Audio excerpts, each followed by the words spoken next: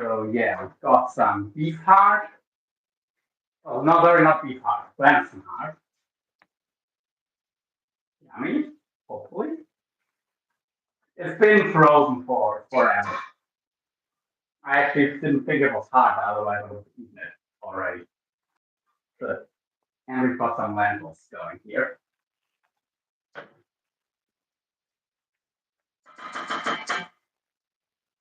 So yeah, shall we get started?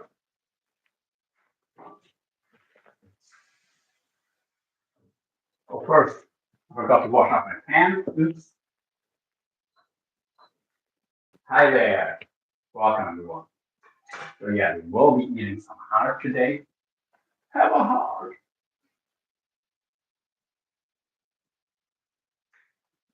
And that's it from a fallow deer.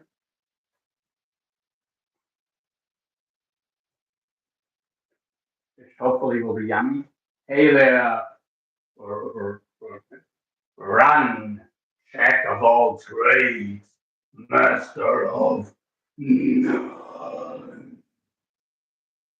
Hey bro, what's up, man? That's hard.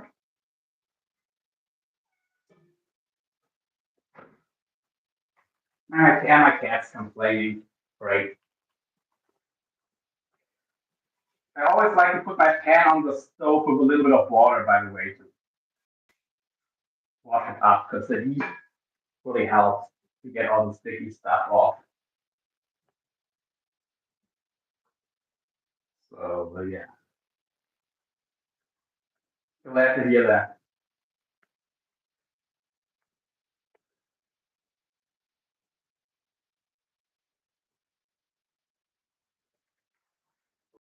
Very nice. And yeah, lentil soup is boiling. Let me get you guys on a better angle.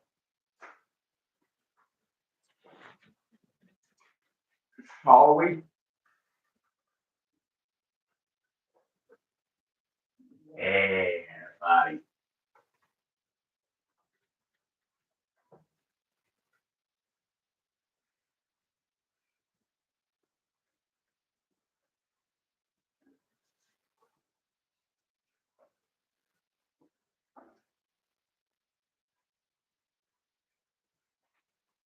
All right.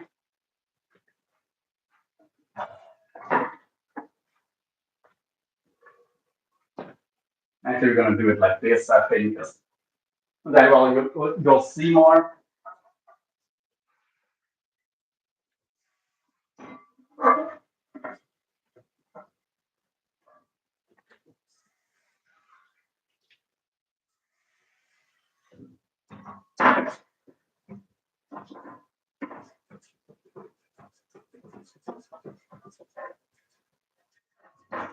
Okay.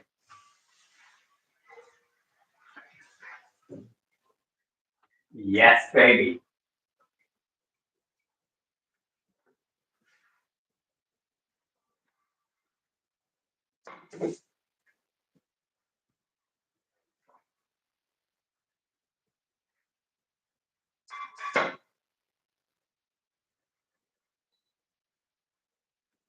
Now we're going. Now it's looking all right. That ain't looking half bad.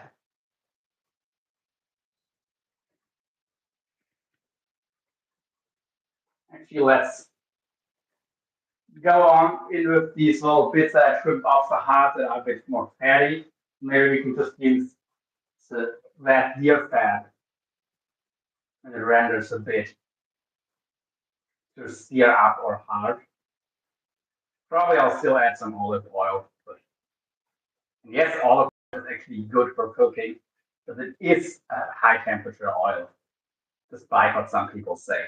It's actually one of the most heat resistant oils out there.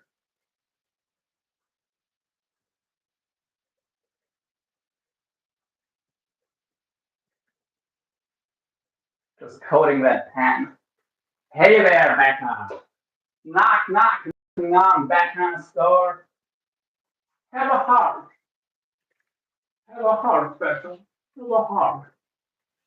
We are gonna have some venison hard. It's literally the title.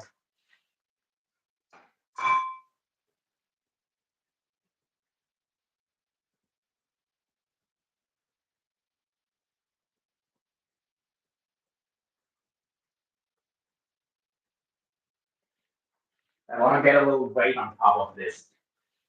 Push it down. 1 sec. I'll be right back. I'll be right back. Come on, back up. You probably can still hear me.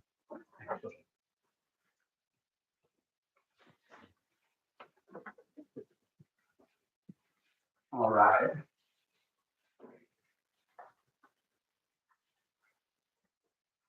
Yep.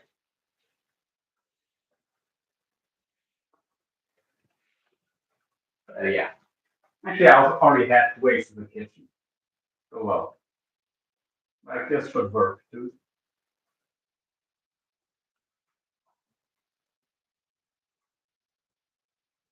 Yeah, I lost to y'all. Okay, this is flying off. Not good. Maybe if I need to sink the weight. Yeah, that stays on good. Hey there, Mandana VC. Sorry, I'm butchering that name terribly. Sorry about that.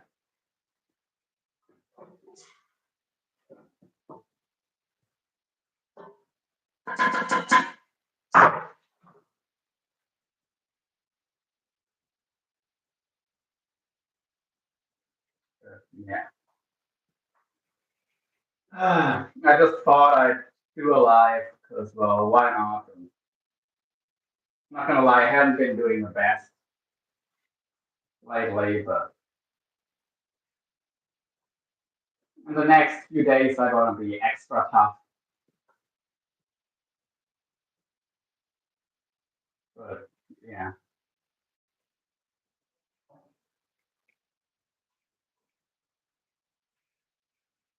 Oh well.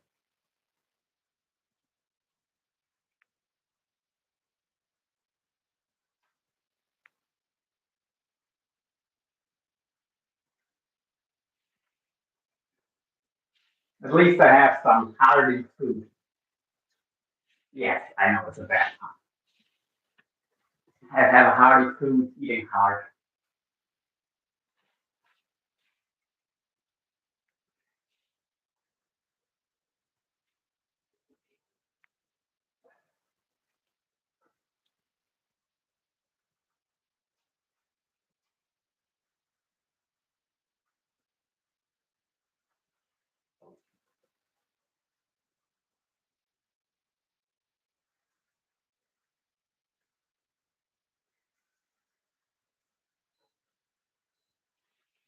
Let's heat this up a little more.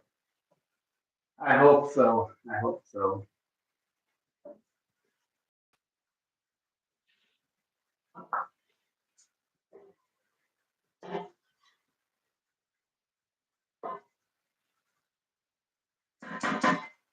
How have you been back?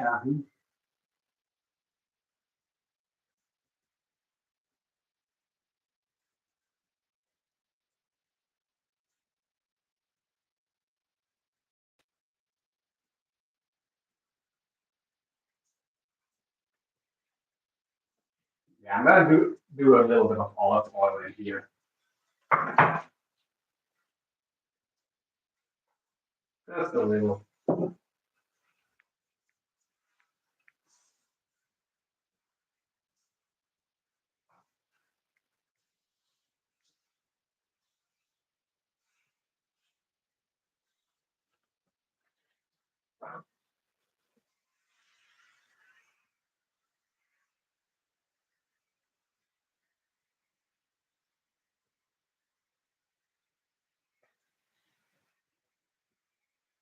Oh, I wasn't that like I was a top chat on live chat.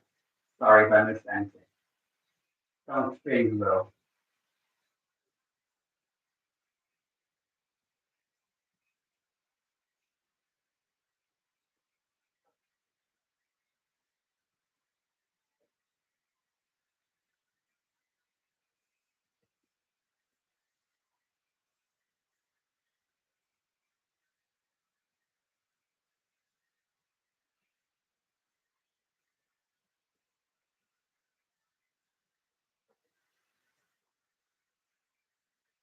Let's see, let's see, let's see, let's see. Okay, had a bad migraine last night. I continued throughout the day. Had a cat nap. Now I'm feeling better. Worrying about eat hard and make myself fully. You being idiot or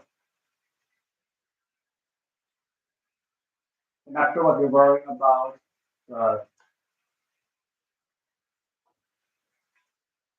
I don't know what bird can do to you. Hey, 7 thumbs up. Thank you very much.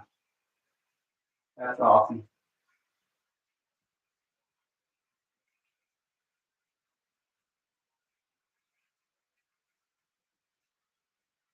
Very, very nice.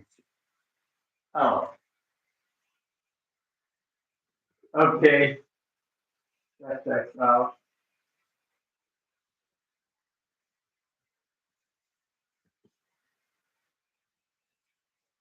Yeah,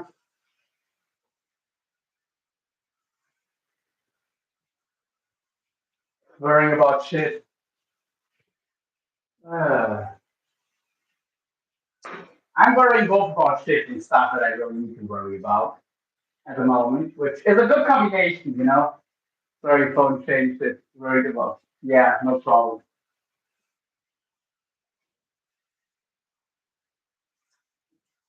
Right in the time where you are both just worrying about some random stuff, and then there's all the stuff you really have to worry about.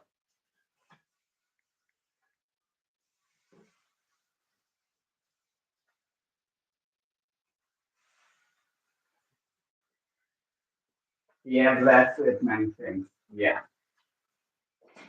Well, let's try these little cut off pieces that probably won't be too good from the heart.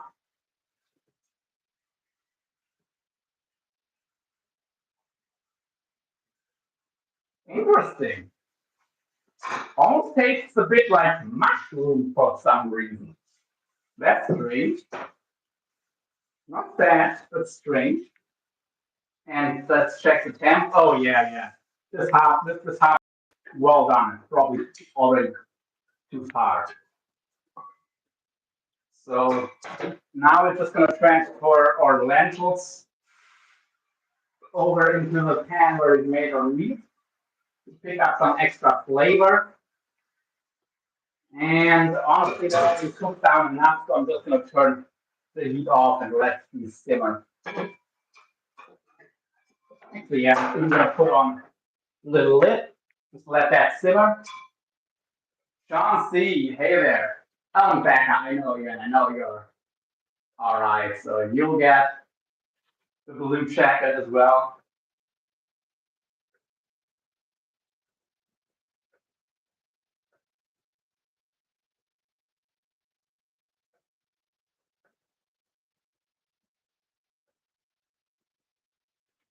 Yeah,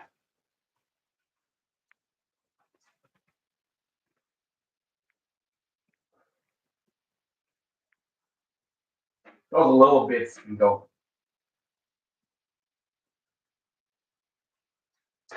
right in. Of course, Becca.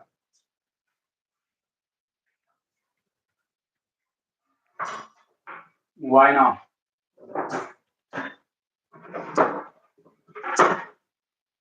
Yeah, John is one of my OGs. Like he's been around as long as I've been doing YouTube, basically. Well, as soon as I started with fishing YouTube,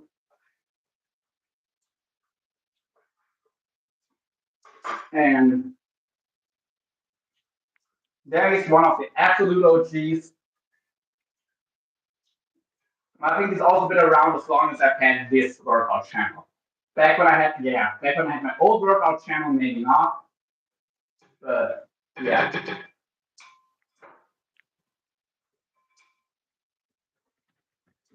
he's been with me for most of my time most of my YouTube career, let's say.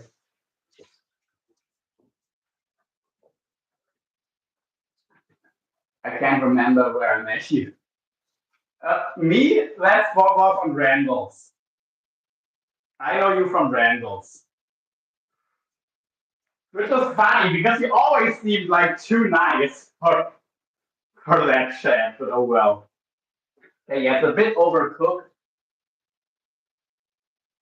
but still a little red inside.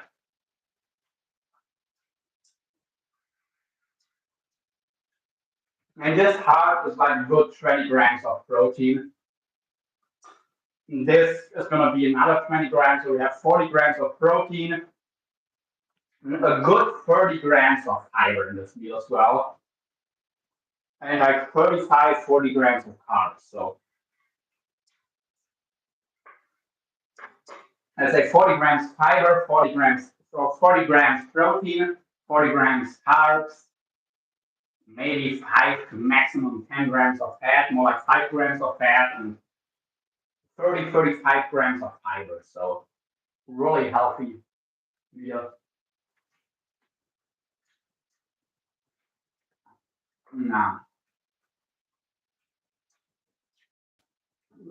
Well, this is so tender, way more tender than beef heart. So this is actually fine even if you overcook it. So beef heart gets really tough when you overcook it. So then you have to slow cook it for hours and hours to get it to break down. With beef, you have to eat medium rare, or you have to slow cook it. There's only the two options. Medium rare beef heart is nice and tender, and slow cook eventually will become tender too. But this venison heart, you can cook it all the way through, and it's still tender. It's also been frozen for a year, to be fair.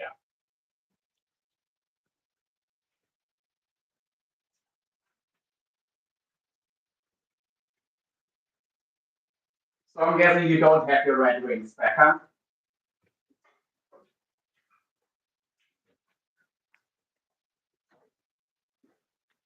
Sorry. Sorry, not sorry.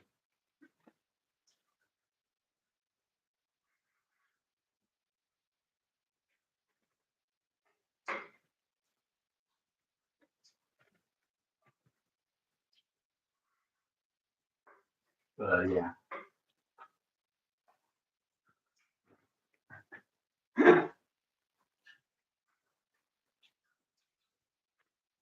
Yep, you know exactly what I'm talking about.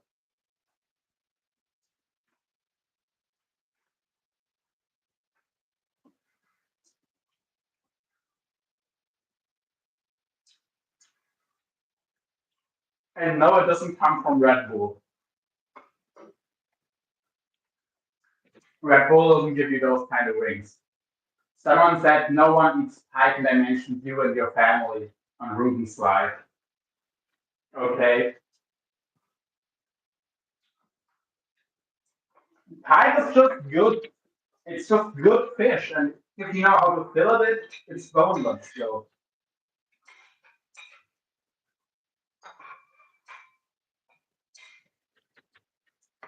I'd probably take pike over walleye, honestly.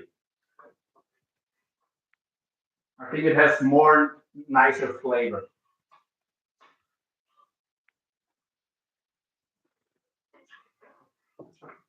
But I would also fillet a lot more fat bass. So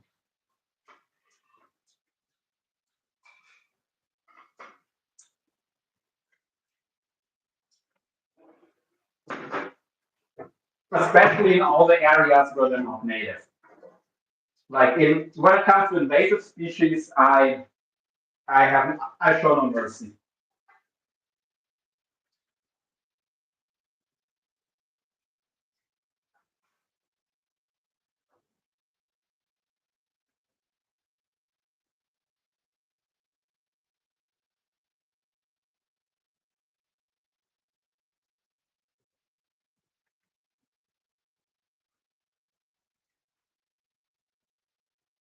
Yeah.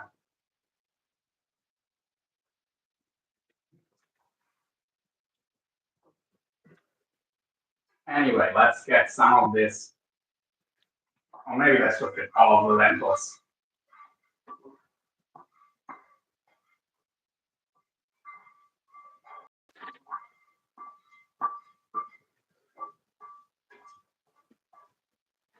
Yeah, why not?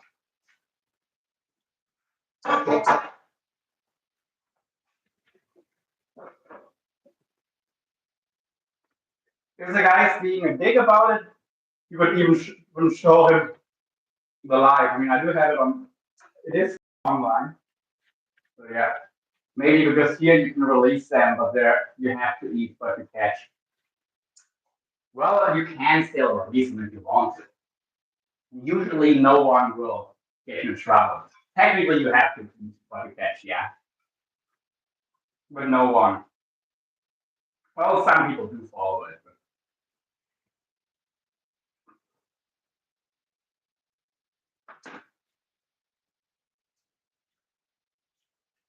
most fishermen still release fish to some degree.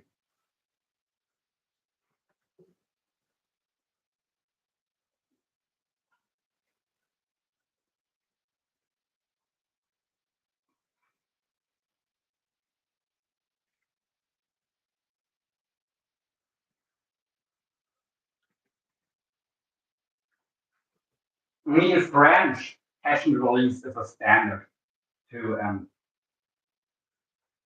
like way more than in the US. The French eat way more catch and release, and even they eat pike. Though usually they grind them and make like fish balls out of them, like meatballs, but out of ground fish. So yeah, I don't know.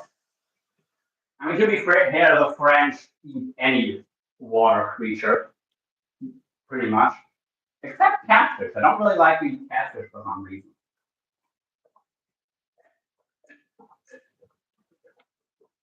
At least in Europe, eating catfish is more of a German thing. Well, and in Eastern Europe as well. Eastern Europeans say eat catfish, but Western Europe it's mostly German, mostly in Germany, I think.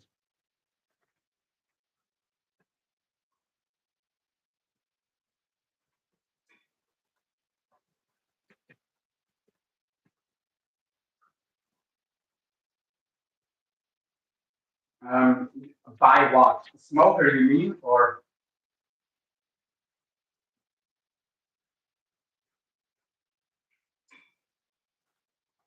of course, I have smoked fish in the past, but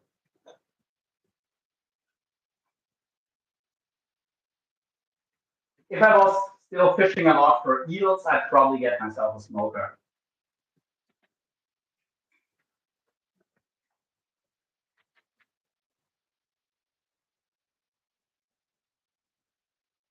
But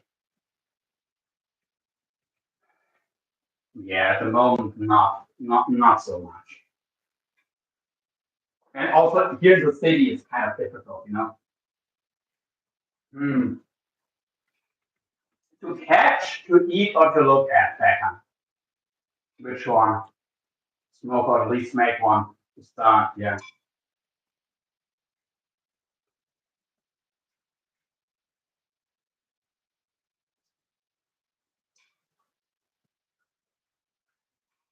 Those lentils here, they really have great macros.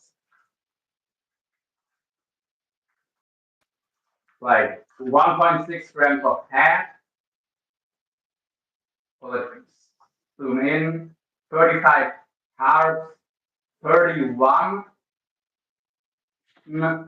of fiber, and 21 protein. Like, yeah.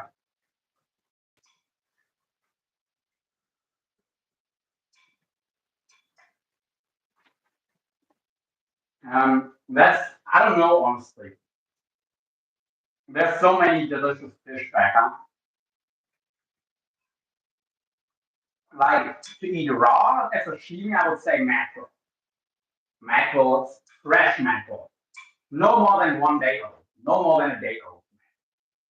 Then mackerel is freaking delicious. But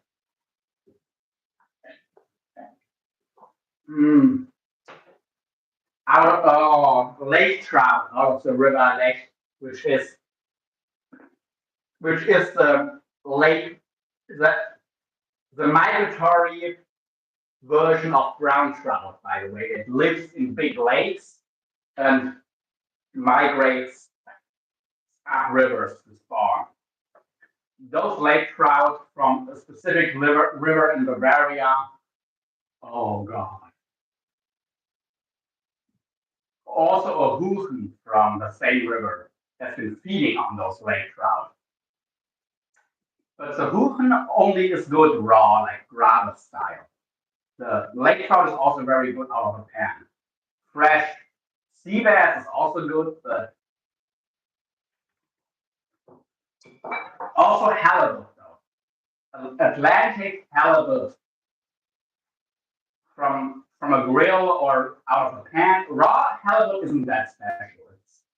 It has almost no flavor, but once you cook it, it's no. Salmon active char. Yeah, I would love to try wild Atlantic salmon. That would have a chance to become my new favorite fish. I have caught Atlantic salmon before, but they were really small, so I released them.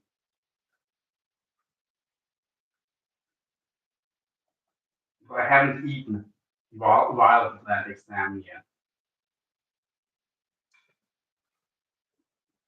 Honestly, I find Arctic char to not be that special, but they're alright. But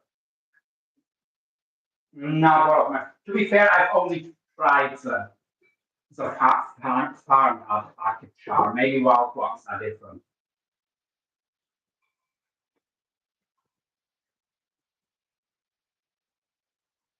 But the farmed ones, no.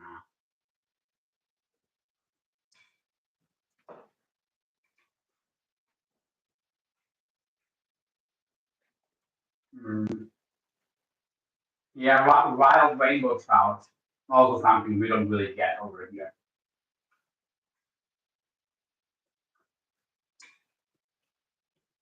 I also am not a huge fan of brown trout most of the time, but it depends what body of water they're out of. So some rivers and lakes, it's a totally different story. They're to die for.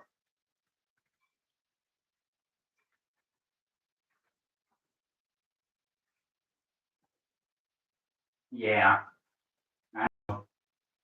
that's what I mean. Like lake trout, or which is basically a brown trout over here, not a species of trout.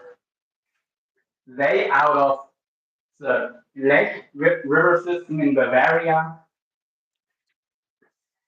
awesome, and the Labuchen, which is the European version of a taiman, like also from the trout family, but they can grow really big and they're aggressive. Like I literally, when I got one, it had the remains of a lake trout this big in its stomach.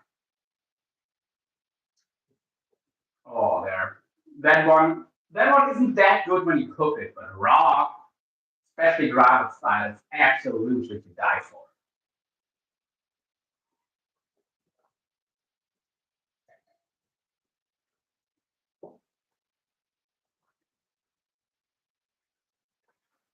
So that's the thing. It all depends. Hi, Mosen.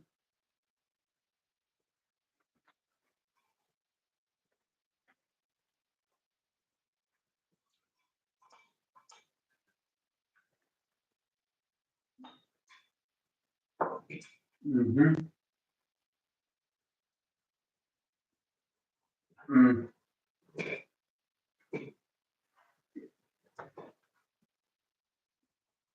What we call lake trout over here. is actually the same species as brown trout. Also, sea trout or sea trout, they are brown trout, but seagoing, but seagoing populations. So it's basically like a eco or a phenotype of the brown trout. You have the standard brown trout that lives in rivers and small lakes. You have the lake trout version and is not migratory. You have the lake trout variant that lives in large lakes, is silver, and migrates up rivers to spawn. And then you have the seagoing sea trout version that is anadromous and swims out into the sea, into salt water, and then comes back into the rivers.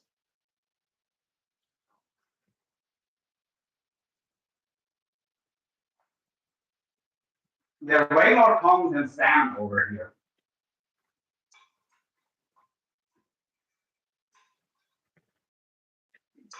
And easier to catch as well. But yeah, seagoing brown trout, but they're silver. They look like a salmon, basically. Just the eye and the body shape is slightly different, but they look way.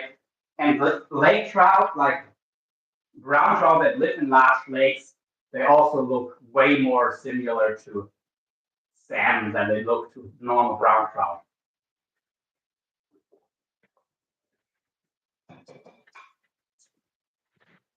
I'm going to introduce here. Yeah, that is true. Atlantic salmon, though, they made it by themselves. That is interesting. Maybe it's because sea trout are more of a coastal species, while salmon are more are more of an offshore species. I think that's why. Not sure, but I would be guessing that.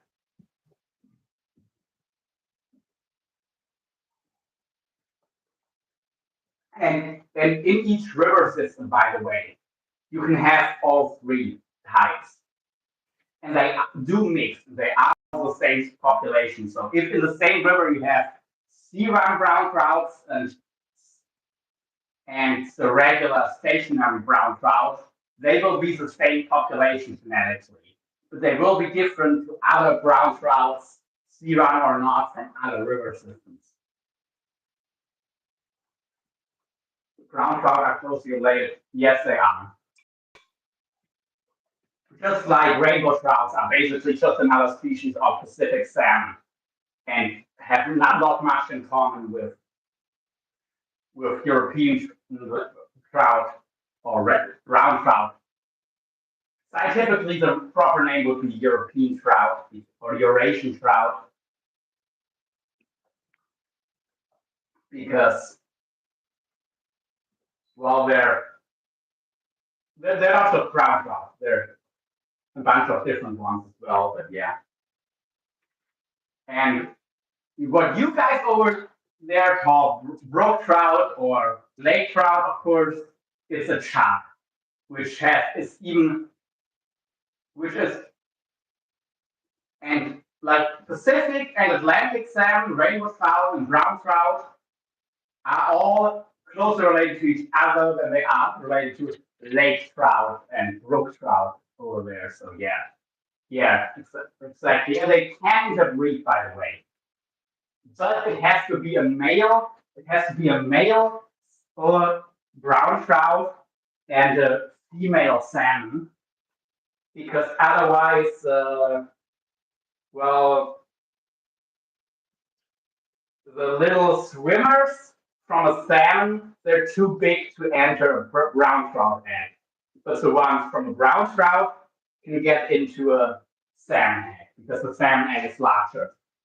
It only works that way just because of the size difference. But yeah. Yeah, I was trying to not get any issues with YouTube with the way I said it.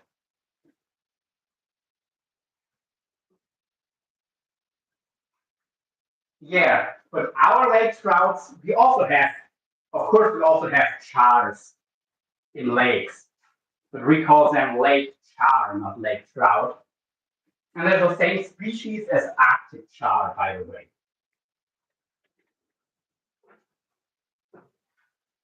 We also call Arctic char, but we also call or the same species that lake char, where it's the ones that live in the Alps, for example. It's like in southern Germany and Switzerland and stuff, we also have char and lakes. But yeah. But this isn't my fishing channel, so anyway. This is supposed to be workout related. But we could talk a little more, but otherwise I'm gonna end this live. Because well the cooking is done. I could do some grip work, but I have a workout coming up tomorrow, so that sounds kind of pointless. Or not really, yeah, not really the right time.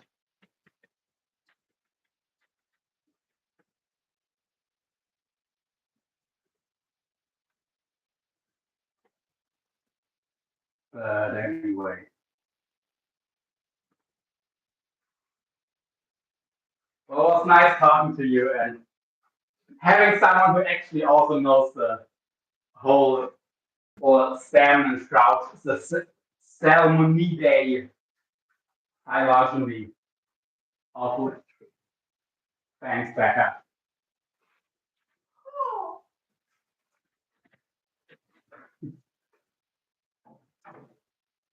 Yeah. And we've got someone watching quietly in the background. But anyway.